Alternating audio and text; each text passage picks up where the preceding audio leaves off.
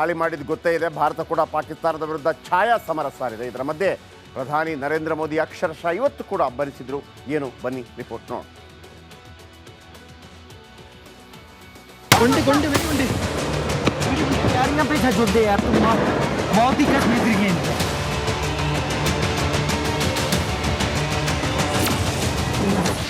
ಪಹಲ್ಗಾಮ್ನಲ್ಲಿ ಭಯೋತ್ಪಾದಕ ದಾಳಿ ನಡೆದಿದ್ಯಾಕೆ? ಕಾರಣ ಕೊಟ್ಟ ಮೋದಿ, ಮುಂದೆ ಏನಾಗುತ್ತೆ? ಪಹಲ್ಗಾಮ್ ಭಯೋತ್ಪಾದಕ ದಾಳಿ ಇಡೀ ದೇಶವನ್ನೇ ಬೆಚ್ಚಿ ಬೀಳಿಸಿದೆ. ಮೊದಲ ಬಾರಿಗೆ ಪ್ರವಾಸಿಗರನ್ನ ಗುರಿಯಾಗಿಸಿಕೊಂಡು ನಡೆದ ದಾಳಿಯಲ್ಲಿ 26 ಅಮಾಯಕರು ಬಲಿಯಾಗಿದ್ದಾರೆ. ಯಾಕಾಗಿ ಈ ದಾಳಿ ನಡೆಯಿತು? ಯಾಕೆ ಪ್ರವಾಸಿಗರನ್ನ ಗುರಿಯಾಗಿಸಿಕೊಂಡು ದಾಳಿ ಮಾಡಿದ್ದರು ಎಂಬ ಪ್ರಶ್ನೆಗಳು ಹುಟ್ಟಿಕೊಂಡಿವೆ. ಇದಕ್ಕೆಲ್ಲ ಸ್ವತಃ ಪ್ರಧಾನಿ ನರೇಂದ್ರ ಮೋದಿ ಅವರೇ ಉತ್ತರ ಕೊಟ್ಟಿದ್ದಾರೆ.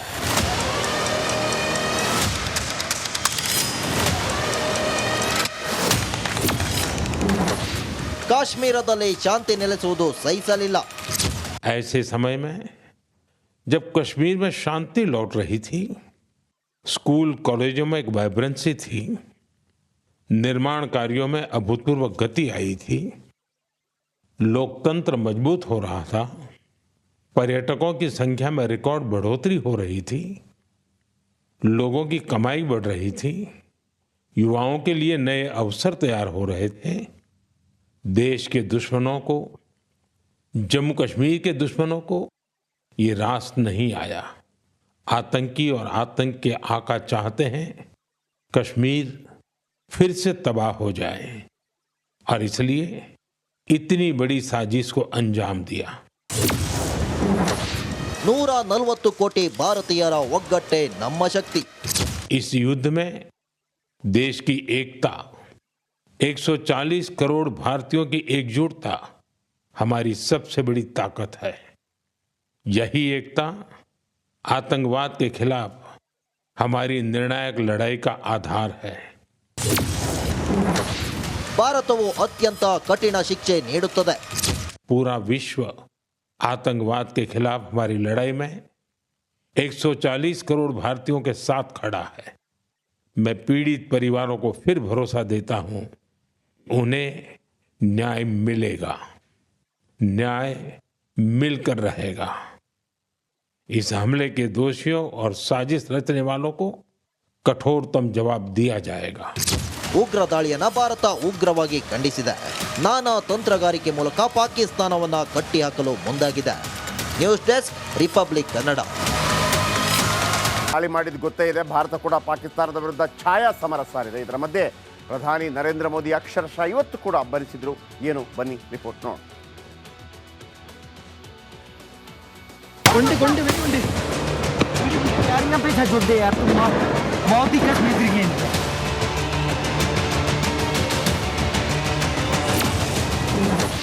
ಪಹಲ್ಗಾಮ್ನಲ್ಲಿ ಭಯೋತ್ಪಾದಕ ದಾಳಿ ನಡೆದಿದ್ಯಾಕೆ? ಕಾರಣ ಕೊಟ್ಟ ಮೋದಿ, ಮುಂದೆ ಏನಾಗುತ್ತೆ? ಪಹಲ್ಗಾಮ್ ಭಯೋತ್ಪಾದಕ ದಾಳಿ ಇಡೀ ದೇಶವನ್ನೇ ಬೆಚ್ಚಿ ಬೀಳಿಸಿದೆ. ಮೊದಲ ಬಾರಿಗೆ ಪ್ರವಾಸಿಗರನ್ನ ಗುರಿಯಾಗಿಸಿಕೊಂಡು ನಡೆದ ದಾಳಿಯಲ್ಲಿ 26 ಅಮಾಯಕರು ಬಲಿಯಾಗಿದ್ದಾರೆ. ಯಾಕಾಗಿ ಈ ದಾಳಿ ನಡೆಯಿತು? ಯಾಕೆ ಪ್ರವಾಸಿಗರನ್ನ ಗುರಿಯಾಗಿಸಿಕೊಂಡು ದಾಳಿ ಮಾಡಿದ್ದರು ಎಂಬ ಪ್ರಶ್ನೆಗಳು ಹುಟ್ಟಿಕೊಂಡಿವೆ. ಇದಕ್ಕೆಲ್ಲ ಸ್ವತಃ ಪ್ರಧಾನಿ ನರೇಂದ್ರ ಮೋದಿ ಅವರೇ ಉತ್ತರ ಕೊಟ್ಟಿದ್ದಾರೆ.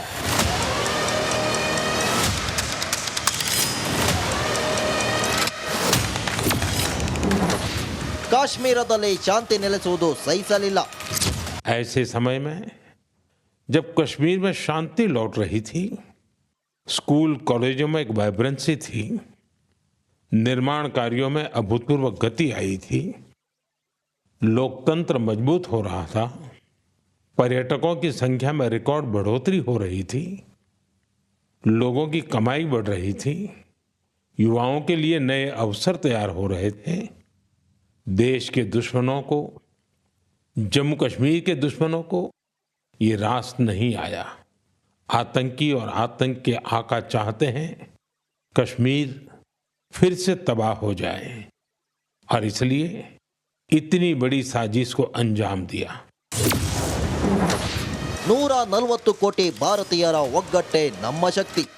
इस युद्ध में देश की एकता, 140 करोड़ भारतीयों की एकजुटता हमारी सबसे बड़ी ताकत है।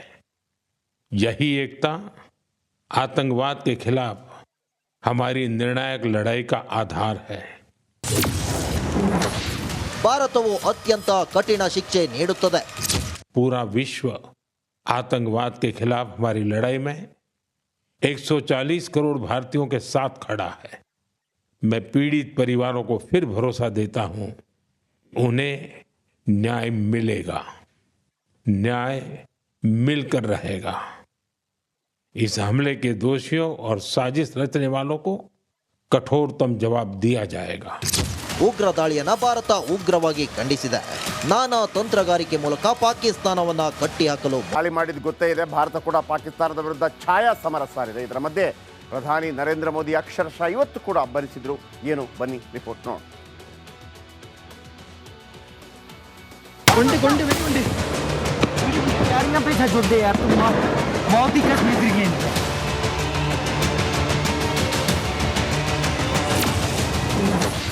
ಪಹಲ್ಗಾಮ್ನಲ್ಲಿ ಭಯೋತ್ಪಾದಕ ದಾಳಿ ನಡೆದಿದ್ಯಾಕೆ?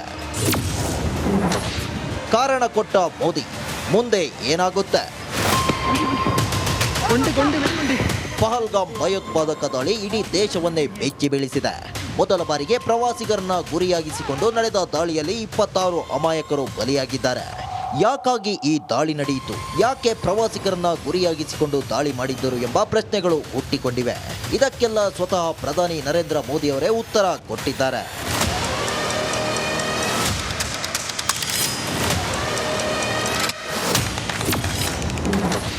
ಕಾಶ್ಮೀರದಲ್ಲಿ ಶಾಂತಿ ನೆಲೆಸುವುದು ಸಹಿಸಲಿಲ್ಲ.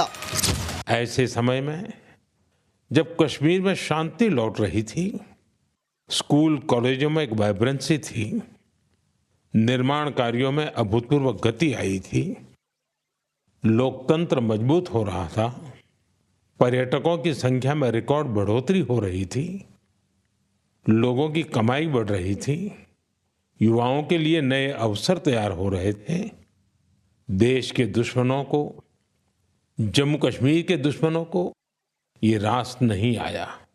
आतंकी और आतंक के आका चाहते हैं कश्मीर फिर से तबाह हो जाए, और इसलिए इतनी बड़ी साजिश को अंजाम दिया।